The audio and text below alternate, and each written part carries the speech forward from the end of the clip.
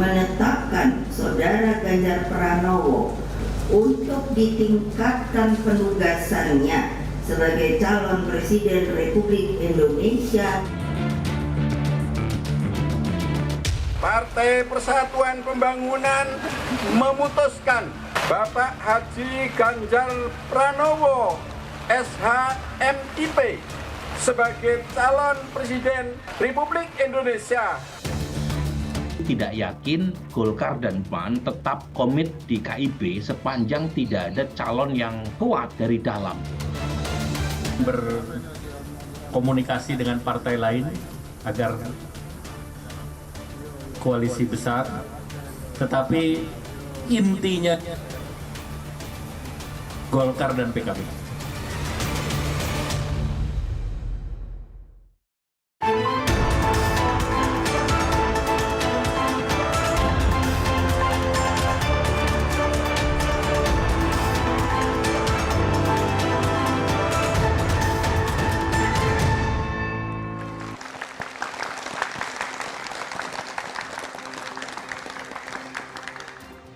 Selamat malam saudara. Koalisi Indonesia Bersatu yang beranggotakan Partai Persatuan Pembangunan, Partai Amanat Nasional dan juga Partai Golkar terancam bubar.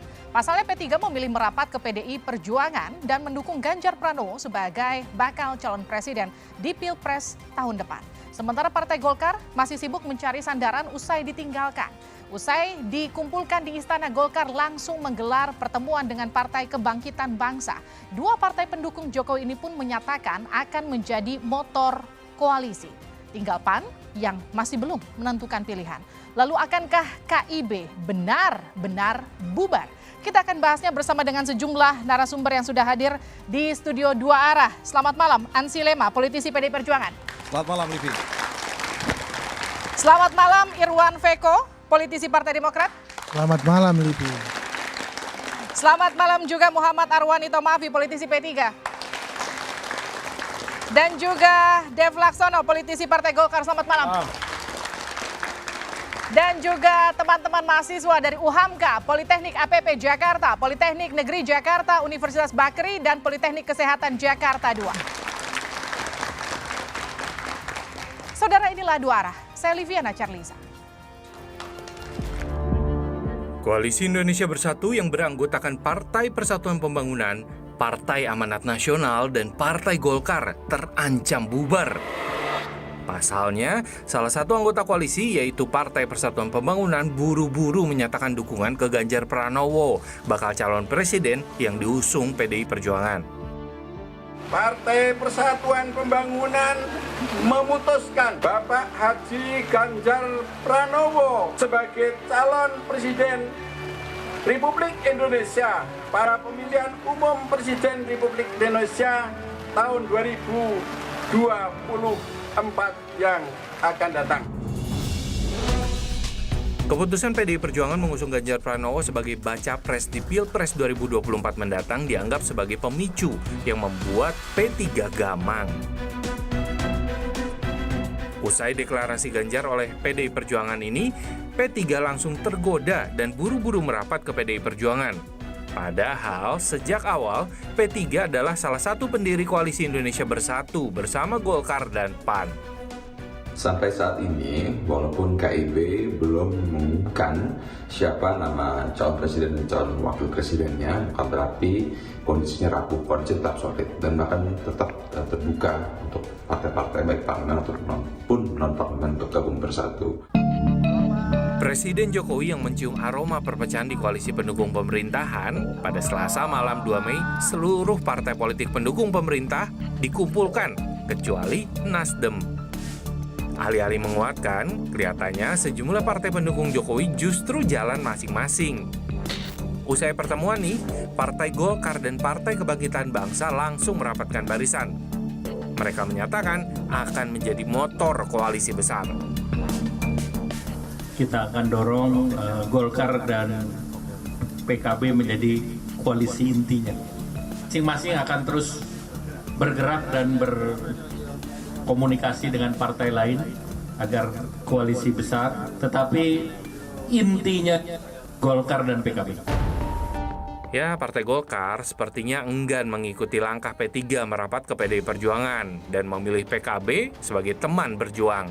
Sementara PKB tercatat masih terikat koalisi dengan Partai Gerindra.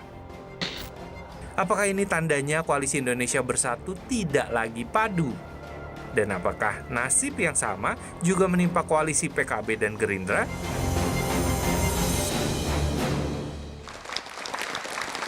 Saudara, kita juga menghadirkan panelis Adi Prayitno, Direktur Eksekutif Parameter Politik Indonesia. Selamat malam, Mas Adi.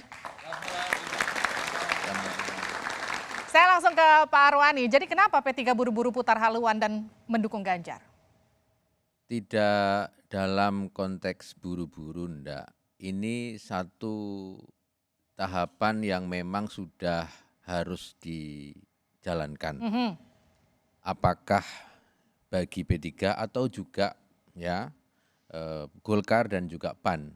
Pada saatnya nanti kan semuanya punya keputusan. Oke, tapi kan sudah punya rekan sekoalisi, tiba-tiba mendeklarasikan diri sendiri mendukung Ganjar Pranowo. Nggak ngobrol dulu dengan Golkar dan juga PAN? Bukan dalam konteks tidak berkomunikasi ya.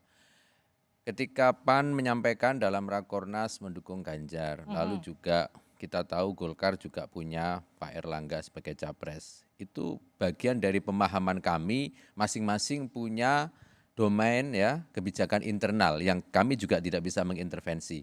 Kami juga nggak akan nanya ke PAN ketika sebelum Rakornas, nanti mau ngomong apa, mau dukung siapa dan sebagainya, statement apa enggak.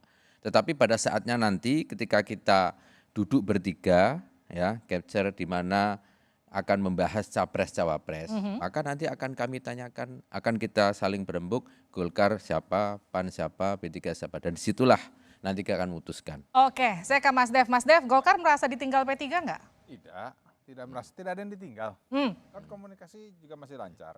Bahkan setelah P3 menyatakan deklarasinya itu juga langsung ada pertemuan gitu. Oke. Nah, jadi komunikasi tetap terus berjalan dan Golkar juga memang tidak pernah menutup komunikasi untuk membangun koalisi besar. Nah, jadi yang Golkar dengan PKB kemarin buat itu membuat koalisi inti dengan tujuan membuat suatu rancangan kerja agar mengeratkan baik yang di dalam koalisi pemerintahan ataupun yang di pemerintahan yang akan datang sehingga ada suatu framework atau basis atau kerangka kerja. Oke, kalau Pak Erlangga mengatakan gini Mas Dev, intinya Golkar dan PKB, artinya PAN dan P3 udah pasti nggak akan ada di situ. Oh enggak, bukan. Jadi jangan dianggap bahwa itu sudah bubar lalu membentuk koalisi baru, tidak. Ini justru mempererat gitu kan. Golkar menginisiasi KIB, mengajak P3 dengan PAN. Lalu PKB juga membuat koalisi dengan Gerindra. Nah, ini jadi kan ada dua yang menginisiasi dua koalisi dengan tujuannya menyatukan agar supaya jadi terbuat koalisi besar untuk menghadapi pemilu yang akan datang nanti. Koalisi besar menghadapi pemilu yang akan datang atau untuk menghadapi PDIP? Kalau itu berarti sepertinya seolah-olah kayak meng-crashkan saya dengan Bang Hansi dong. Nggak bisa kayak begitu. Saya nanya, dijawab dong. Karena tidak ada pemikiran gitu kan, ini apa namanya bukannya the winner take all. Gini kan, ini kan pemilu ini adalah everyone is a winner. Gitu. Oke, saya ke Bang Hansi. Bang Hansi, kalau dikatakan gini, apa yang kemudian dilakukan PDI Perjuangan H-1 Idul Fitri kemarin, itu betulkah untuk ngacak-ngacak koalisi besar yang hampir terbentuk? Ya, Livi, PDI Perjuangan tidak pernah punya niat sama sekali untuk membuat konstelasi politik ini kocar-kacir. Tujuan dari mengusulkan ataupun mengajukan Mas Ganjar Pranowo itu PDI pertama ingin menang, ingin hat-trick berturut-turut 3 kali. Yang kedua, PDI Perjuangan juga ingin memastikan bahwa ada aspek kesinambungan, keberlanjutan pemerintahan. Maka kemudian Ganjar Pranowo ini dianggap sebagai sosok yang bisa melanjutkan kerja-kerja pemerintahan Joko Widodo yang sudah dilakukan selama 10 tahun ini. Dan yang ketiga, ini untuk menjawab ekspektasi publik.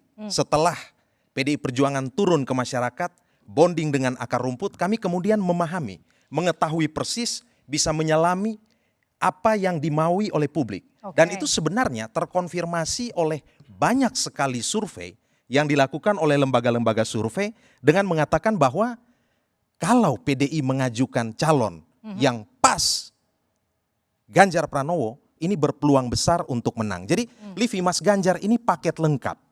Ya, ibarat seorang gadis cantik yang cerdas, seksi, diminati oleh banyak entitas politik, maka hal yang wajar kalau kemudian pendulum politik, bandul politik itu bergeser. Oke. Jadi politik dinamis itu hal yang biasa saja, Livi.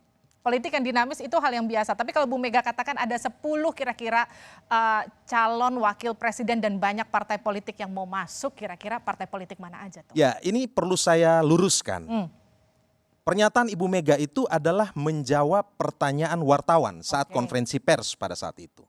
Wartawan hanya menyebut satu nama yang diindikasikan sebagai bakal calon wakil presiden, Ganjar Pranowo. Ibu Mega mengatakan kok cuma satu. PDI sebagai pemenang memiliki golden ticket, hari ini itu banyak yang meminatinya. Kenapa tidak 10? Itu adalah kiasan, ilustrasi yang mau menggambarkan bahwa hari ini memang gerbong PDI Perjuangan itu diminati dan memang banyak yang mau ikut. Hanya mungkin masih ada yang malu-malu kucing. Begitu ya Pak Masih Sekjen? ada yang malu-malu kucing. Oke. Saya mau lempar ke Mas Adi. Mas Adi, jadi siapa yang malu-malu kucing atau siapa yang ada nggak sih sebenarnya yang mereka main di belakang justru? Kalau ada yang malu-malu kucing, ada yang berani-berani singa nggak? Gimana Ya, Mas? kalau mau disebut yang malu-malu kucing itu adalah partai politik yang tergabung dalam koalisional Jokowi saat ini. Tentu bukan Nasdem ya. Mungkin sebentar lagi akan ada PAN yang deklarasi. Ataupun mungkin juga PKB dan Golkar tertarik di dalamnya. Karena sederhana, Livi, seperti KIB misalnya, ini kan sejak awal agak rapuh. 3 partai politik tinggal satu rumah, tapi memiliki mimpi yang beda-beda. Nah itu kan yang terjadi. Makanya tidak mengherankan ketika Ganjar Pranowo dideklarasikan oleh PDIP, P3 langsung segera mengumumkan, karena memang suasana batin pemilihnya sejak awal itu muncul resultantenya. Kita lihat misalnya deklarasi-deklarasi di berbagai tempat, P3 memang sejak awal lebih condong kepada Ganjar Pranowo. Jadi pengumuman mengukul Ganjar kemarin dari P3 adalah peneguhan dari iman sejak awal bahwa P3 Jadi memang mau ke ketebak Ganjar. dari awal ya? Nah PAN ini agak rumit kalau nggak dukung Ganjar.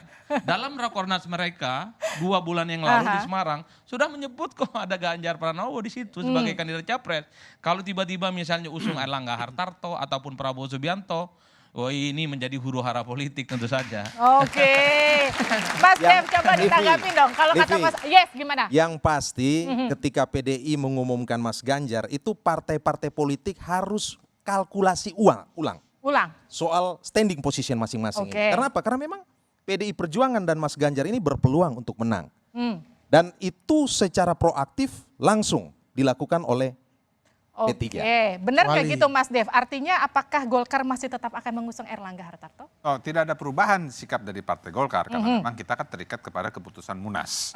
Nah, akan tetapi kalau misalnya nanti sudah bergabung dalam koalisi, ada lalu kita harus rembukan dan membuat satu keputusan strategis lain, ya itu berarti adalah lain cerita. Akan tapi kalau sikap Golkar pada saat ini tidak ada perubahan. Tetap. Golkar masih teguh imannya ya? Ini juga yang kemudian dikatakan Caimin bahwa Demokrat juga masih teguh imannya. Kita putarkan pernyataan Caimin, ini dia. Memang salah satu agenda saya adalah upaya mempengaruhi partai-partai. Termasuk rencana saya mempengaruhi Mas Ahaye. Tapi setelah ketemu, ternyata imannya kuat di sana. Karena imannya kuat ya saya harus hati-hati ngomongnya. Upaya mempengaruhi partai-partai, imannya kuat Demokrat. Jadi Demokrat tetap di koalisi perubahan atau rencana ada bergoyang ke Golkar? Seperti jawaban Caimin tuh Demokrat imannya kuat. Karena memang fokus kita sekarang sebenarnya bukan lagi pada figur-figur capres. Konsentrasi kita adalah pesta demokrasi ini untuk daulat rakyat gitu. Jadi di koalisi perubahan dan persatuan itu udah selesai. Kami solid dan kuat mendorong Anies Baswedan sebagai calon presiden. Itulah makanya apa yang dilakukan hari ini oleh kawan-kawan kita dari Golkar, dari PKB itu sebagai bentuk penghormatan kami dalam silaturahmi halal bihalal kebangsaan. Demokrat solid dan kuat mendukung Anies sebagai capres. Tapi kalau AHY nggak jadi cawapresnya masih solid dan kuat nggak? Nanti dijawabnya usai jeda di luar.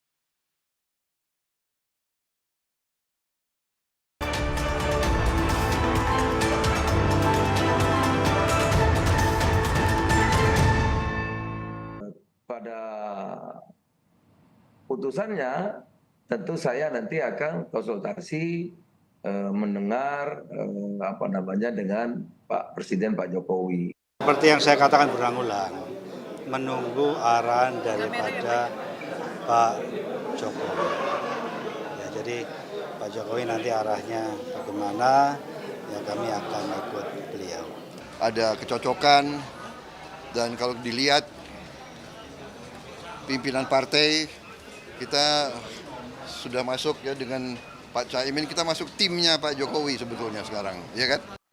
Anda kembali bersama kami di Dua Arah gara-gara Ganjar KIB bubar. Pertanyaan saya tadi ke Mas Irwan. Jadi kalau dikatakan Demokrat solid dan juga kuat mendukung Anies sebagai capres, kalau AHY bukan cawapresnya masih solid nggak? Ya solid. Jadi solid kami di sini karena fokus kami selesai sudah pada pencapresan, sehingga fokus kami saat ini adalah menyusun visi misi yang baik, yang jernih, jelas, dan bisa menjadi solusi bagi isu masyarakat saat ini, juga solusi konkret terhadap permasalahan-permasalahan yang ada saat ini. Jadi fokus kami itu sebenarnya ada pada bagaimana ada perubahan dan perbaikan pada saat pasca Pilpres 2024. Oke, Mas Adi, dari semua koalisi apakah cuma koalisi perubahan yang paling solid sekarang? Ya tergantung Livi, solid dalam bahasa Madura itu sulit sebenarnya artinya. Gimana konsepnya? Jadi saya membayangkan sebenarnya ketika Golkar, PKB dan Demokrat misalnya silih berganti bertemu, jangan-jangan ini akan menjadi satu perkongsian tempat partai politik yang galau sebenarnya. Galau gimana Kenapa nih? nggak galau? Muhaimin Iskandar sejak Agustus yang lalu berkoalisi dengan Gerindra, tapi tidak kunjung diumumkan sebagai kandidat cawapres Prabowo. Tentu Muhaimin sedang mencari pelabuhan dan partner baru untuk bisa maju. Pak Erlangga sudah lama bikin poros politik namanya KIB, lagi sayang-sayangnya ditinggalkan oleh P3. Tentu Pak Erlangga sedang cari teman yang baru untuk bisa maju, Livi. Itu yang paling penting. Begitupun dengan AHY. Semua elit Partai Demokrat saya hitung hampir 6 bulan penuh itu puji-puji Anies Baswedan setiap hari. Tapi tak kunjung AHY diumumkan sebagai kandidat cawapres. Jadi kalau Caimin ngajak AHY kemudian bertemu dengan Golkar, ini bisa jadi satu simpul poros baru, yaitu ketua umum partai yang saat ini ya bukan hanya galau, tapi mencoba untuk bikin satu poros yang sangat memungkinkan untuk bisa maju. Kalau ada tawaran menarik buat AHY, ada slot cawapres misalnya, apa tak mungkin iman politiknya itu meleleh? Apa tak mungkin iman politiknya meleleh, Mas? Gimana, Mas? Balipe, komunikasi kami itu di Koalisi Perubahan dan Persatuan itu jujur dan transparan. Ini kami lakukan terbuka agar makin menguatkan koalisi yang kami bangun. Dengan jujur dan transparan, maka kami yakin ini makin mengokohkan koalisi, juga bisa menjernihkan kesalahpahaman yang terjadi dari dinamika komunikasi politik saat ini. Ya kita sekarang fokusnya tadi saya bilang pesta demokrasi ini kenapa sih semua sibuk pada figur-figur semata, sementara permasalahan rakyat ini kan nggak pernah diselesaikan. Kita justru sekarang fokus pada isu-isu sekarang bagaimana ya BBM bisa murah kembali, harga sembako bisa diturunkan, petani saat panen tidak datang impor, itu justru yang kita kritisi. Tepuk tangan dulu.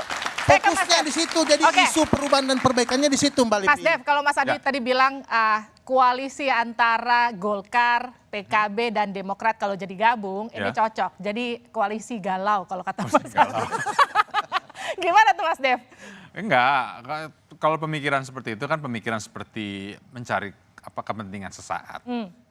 Kita kan bergabung dalam koalisi ini kan bukan pemikiran sesaat. Semua nih masing-masing dari tokoh-tokoh partai, dari anggota dewan kita ini, semuanya ini memiliki visioner bagaimana kita bekerja untuk mensejahterakan masyarakat.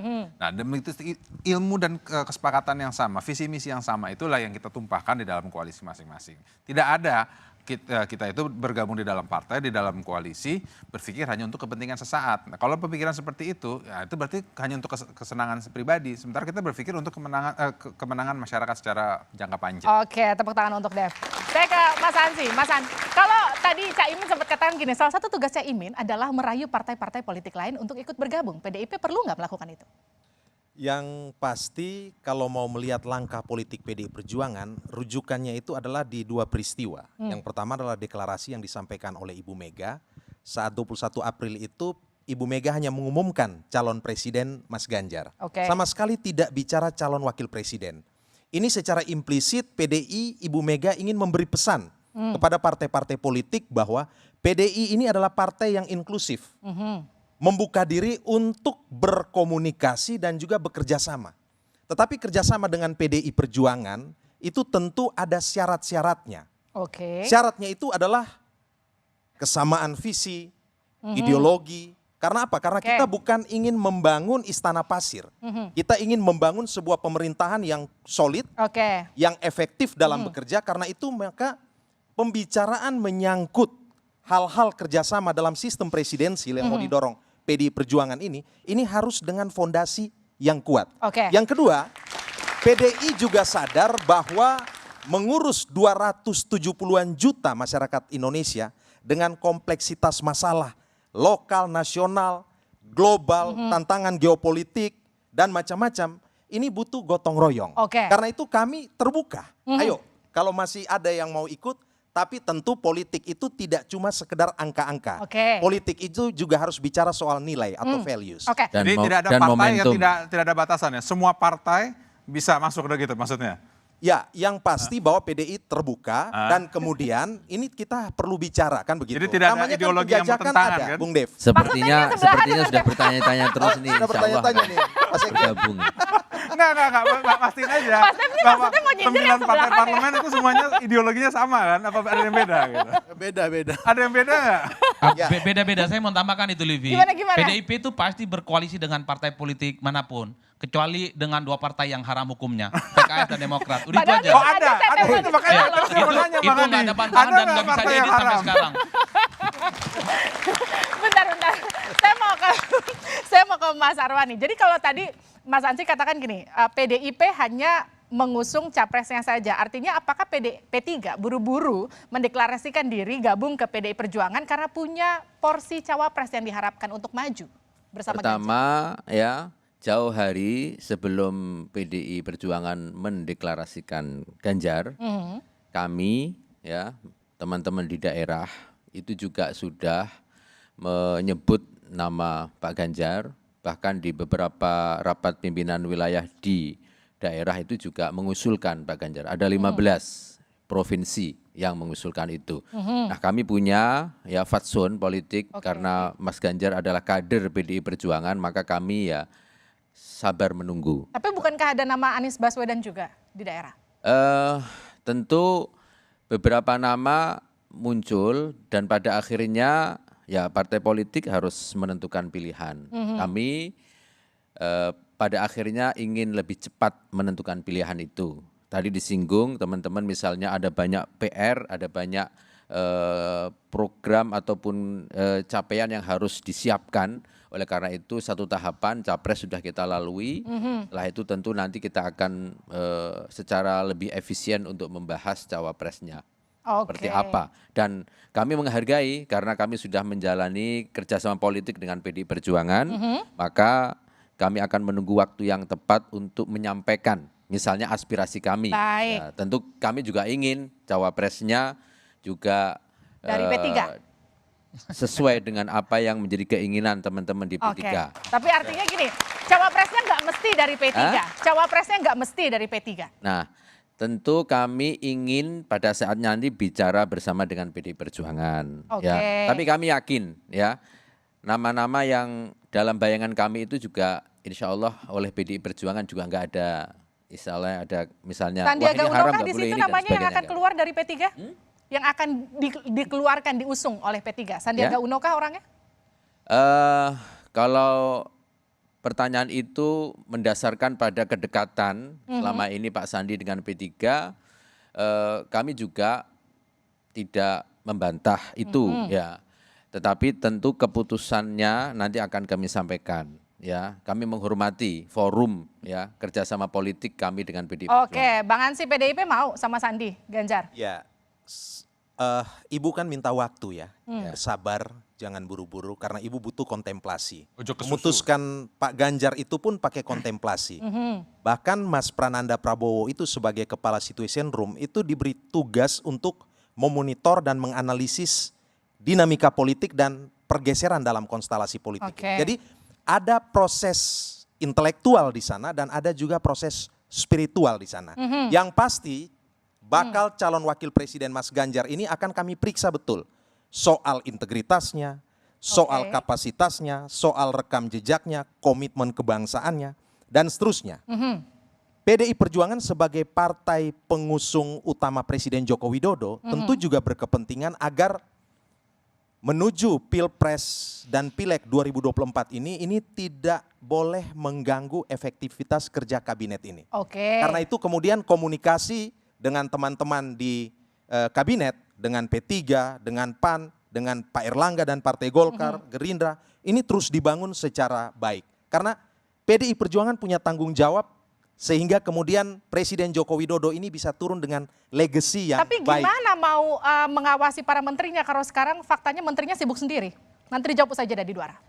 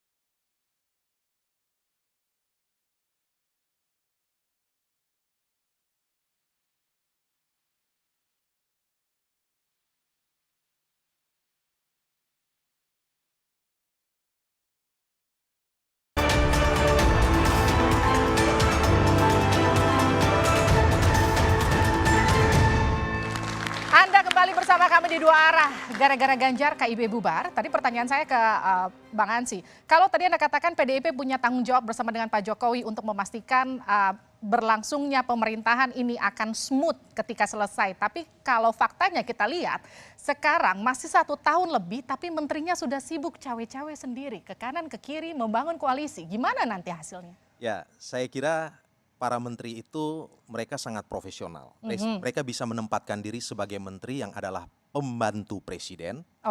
Dan juga sebagai ketua umum partai ataupun politisi kader partai-partai tertentu. Dan saya kira pertemuan-pertemuan yang dilakukan misalnya oleh Caimin dan juga Pak Erlangga Hartarto itu masih dalam koridor demokrasi. Bicara tentang mimpi tentang Indonesia ke depan yang baik, ya. Bicara tentang pentingnya menjaga soliditas kabinet pada saat ini. Dan saya kira pertemuan Presiden Joko Widodo di Istana Merdeka kemarin dengan 6 ketua umum partai politik di kabinet termasuk Ibu Megawati juga hadir, itu bicara mengenai hal ini. Bicara mengenai capaian-capaian kabinet ini, bicara mengenai tantangan ke depan dan bagaimana memastikan agar pembangunan yang sudah on the right track ini bisa berlanjut. Dan ini sebenarnya kabinet, menguatkan. Tapi kalau bicara kabinet itu kan harusnya ada Nasdem ya, karena masih di dalam kabinet. Kenapa nggak diundang? Saya kira jelas ya, karena Nasdem kan sudah memilih sendiri di luar itu. Maka kemudian ya fair untuk tidak mengikut sertakan dalam pertemuan itu. Kan Nasdem sudah ada koalisi perubahan kan. Sementara tema besar dari para ketua umum dari kami ini bicara melanjutkan ini. Gitu. Tepuk tangan dulu dong. Kalau kita lihat ada pertemuan antara Pak Erlangga dan juga Caimin, itu ada momen berganti kostum. Pak Erlangga pakai baju warna hijau, Caimin dipakaikan rompi warna kuning. Kita lihat pernyataannya, ini dia. Jadi KIB KKIR ini udah berbicara panjang lebar, tinggi rendah, dalam, tetapi kita juga putuskan bahwa ini butuh core, butuh inti, motor penggerak. Dan hari ini dalam kita akan dorong Golkar dan PKB menjadi koalisi intinya. Jadi sebenarnya itu di tayangannya fullnya nanti ada momen ketika Pak Erlangga melepaskan rompi yang tadi warna kuning dipakaikan ke Caimin. Yang jadi pertanyaan, apakah ini kemudian simbol KIB bubar? Mas Dev? Nah, tidak ada. Kenapa bolak-balik ditanya terus? Orang kan sudah dipertegas berkali-kali. Saya tanya jawab berulang-ulang. Tidak ada. Kenapa PKB yang kemudian dirayu lebih dulu oleh Golkar? Loh, kan P3 dan PAN sudah bagian dari KIB. Ini kan kita berbicara menyatukan, mengeratkan KIB dengan KKIR. Nah inilah jadi motornya KKIB digabungkan dengan motornya KKIR, lalu menjadi satu, menjadi koalisi besar yang bisa bersama-sama melanjutkan pemerintahan ini ke depan. Oke, saya ke Mas Adi. Mas Adi, koalisi besar atau betul-betul KIB bubar? Ya bingung juga sebenarnya koalisi besar itu mau seperti apa. Kalau bicara tentang core soal koalisi besar, apakah jawabannya Golkar dan PKB? Saya tetap meyakini kedua partai ini sedang menjajaki betul untuk maju di 2024 di Alifi ya. Karena Caimin nggak jelas nasibnya untuk jadi wakil Prabowo Subianto.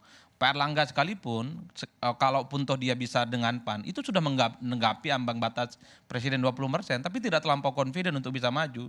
Apalagi ada kecenderungan PAN itu sebenarnya lebih cenderung ke PDIP. Jadi kalau mau jujur sebenarnya, mengacu kepada tema kita diskusi malam hari ini, memang semuanya gara-gara Ganjar Pranowo. Jadi konstelasi politik berubah secara total dan mengaduk-ngaduk perasaan partai politik pendukung Jokowi. Ini yang kemudian repot. Satu sisi, seperti Golkar misalnya ataupun PKB dan Gerindra, mereka tidak mau di bawah subordinasi PDIP kemudian tiba-tiba usung Ganjar seperti P3. Tapi pada saat yang bersamaan mereka nggak mau berhadapan-hadapan dengan PDIP. Ini kan pilihan rumit. Kalau Golkar maju, ya kan, dengan Caimin misalnya, itu artinya ingin memilih berhadapan dengan Jokowi, memilih berhadapan dengan Ganjar dan PDIP. Begitupun dengan 08 Prabowo Subianto tidak mau berkoalisi dengan PDIP apalagi sebagai nomor 2, tapi konsekuensinya harus berhadapan dengan Jokowi. Apapun Jokowi itu kader PDIP loh, bukan kader partai yang lain. Ini yang kemudian membuat rumit partai-partai politik pendukung Jokowi. Kalau begini ceritanya, carilah teman baru namanya Demokrat. Siapa juga yang bisa menyangka kalau Demokrat mau? Kalau rumput tetangga sebelah lebih hijau, saya kira Bang Erwan iman politiknya bisa meleleh. Apalagi doanya Caimin itu nggak selesai, bahwa iman politik AHY kuat betul, tapi semoga setelah Caimin pulang dari Cikeas, iman politik AHY itu bisa berubah. Mungkin proposalnya sedang dipikirkan. Gimana tuh Bang? Coba dijawab. Ya, kami mengusung Anies Baswedan itu dengan keyakinan memang Anies Baswedan memiliki potensi kemenangan yang tinggi di Pilpres 2024. Tetapi tentu kami membuka ya komunikasi politik dengan siapapun, tetapi di dalam koalisi sendiri kami sangat fokus dan kokoh menjaga komunikasi antar 3 partai koalisi Perubahan dan Persatuan ini, termasuk bagaimana tidak terpengaruh dari isu-isu eksternal. Karena sebenarnya ciri khas dari koalisi Perubahan dan Persatuan itu kan sangat jelas. Bagaimana perubahan dan perbaikan yang memang berbeda dengan yang diusung terkait keberlanjutan pemerintahan Pak Jokowi ini. Tapi coba dijawab, kan Anda dari tadi bolak-balik bilang Demokrat sudah solid dengan koalisi perubahan. Tapi yang jadi pertanyaan gini, ketika orang sudah yakin mau menikah sama satu orang, tapi masih PDKT sama orang lain, nggak aneh? Yang PDKT siapa? Jadi pertemuan dengan PKB, dengan Golkar itu bukan bentuk PDKT ya? Itu kalau dalam sepak bola itu defensif, artinya Pak SBY sebagai tokoh bangsa, orang tuanya Caimin, ya dulu kita sama-sama Golkar juga 10 tahun. Saya pikir halal bihalal kebangsaan, masa itu kemudian menjadi terbatas, terlarang? Bukankah itu yang disampaikan tadi intisari dari persatuan dan kesatuan bangsa gitu di tengah dinamika politik ini? Jadi bukan mencari celah, siapa tahu di koalisi sebelah AHY bisa jadi cawapres gitu ya, enggak ya? Bukan, ya, justru bonusnya itu insya Allah. Syukur-syukur kawan-kawan ya dari KIB ataupun dari KIR ini kemudian makin yakin bahwa bersama Anies Baswedan akan meraih kemenangan dan bisa kemudian bergabung dalam koalisi Perubahan dan Persatuan. Saya ke Bang Arwani deh. Jadi memang partai-partai ini kan punya ya waktu ya untuk terus melakukan komunikasi. Ya, ibarat kalau tadi calon pengantin ya mungkin bapaknya atau ibunya sedang mencoba ya bertanya-tanya ke tetangga atau mampir ke mungkin sosok lain ya. Saya kira itu bagian yang biasa ya. Yang pada akhirnya insya Allah ya pelabuhannya juga KIB akan bersama-sama ya berpotensi untuk mendukung Ganjar Pranowo. Jadi tidak ada ya gara-gara Ganjar KIB langsung bubar. dibelokin lah. Oh, langsung ya. dibelokin. Oke, saya ke Mas Adi deh. Mas Adi, jadi jelang pendaftaran kira-kira akankah ada kejutan-kejutan baru lainnya? Nanti dijawab saja dari dua arah.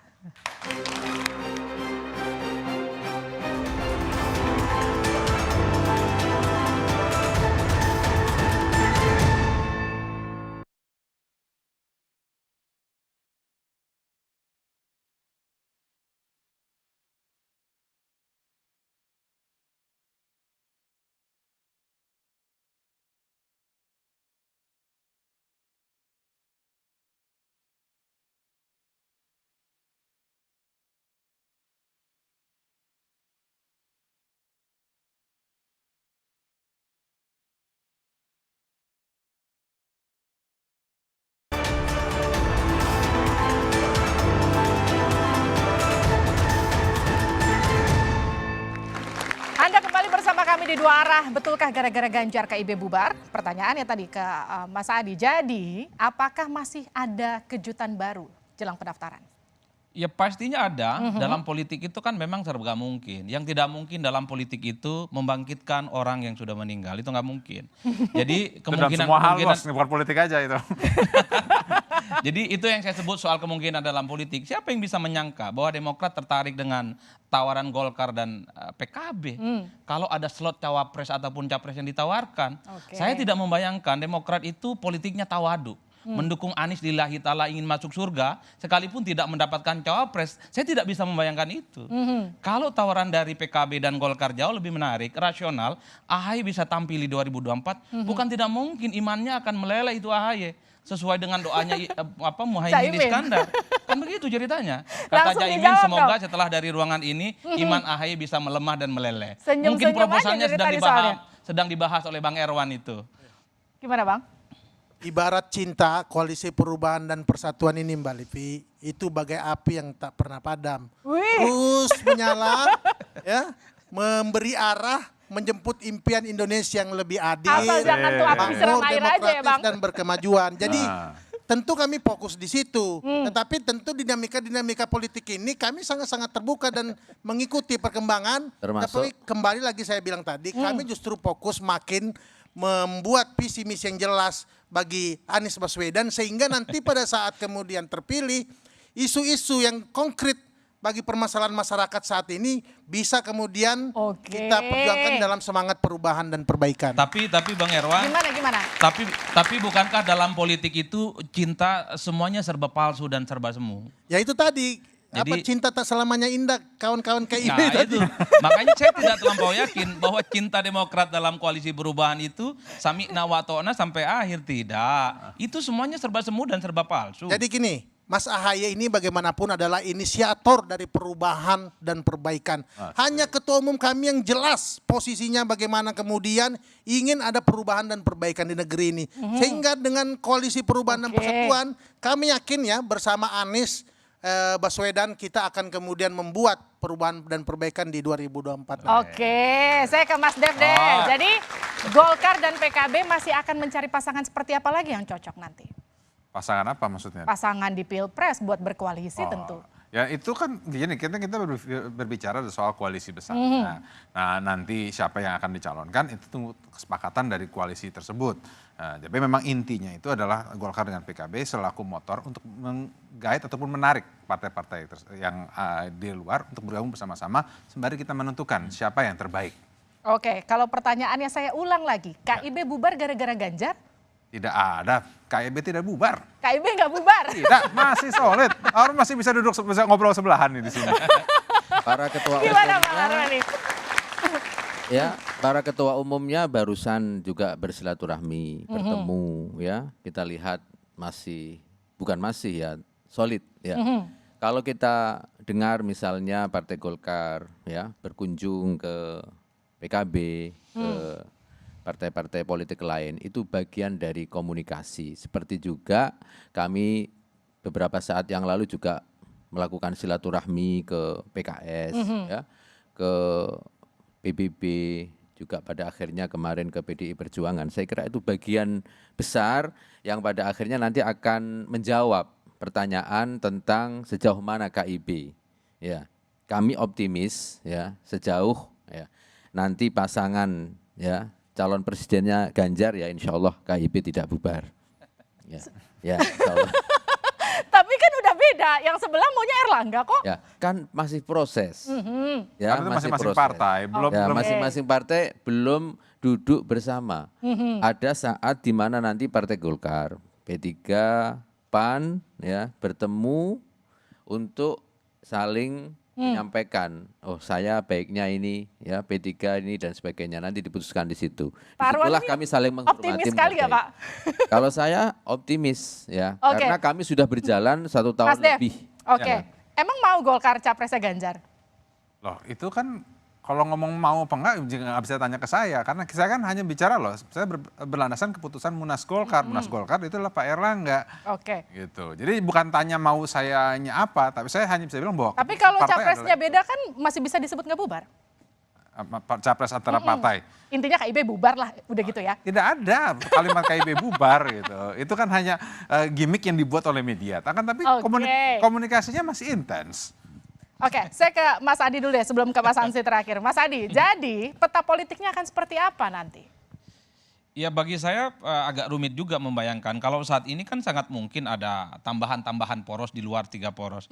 Jangan-jangan ada poros yang keempat yang dibangun oleh Golkar dan PKB akan ramai 2024.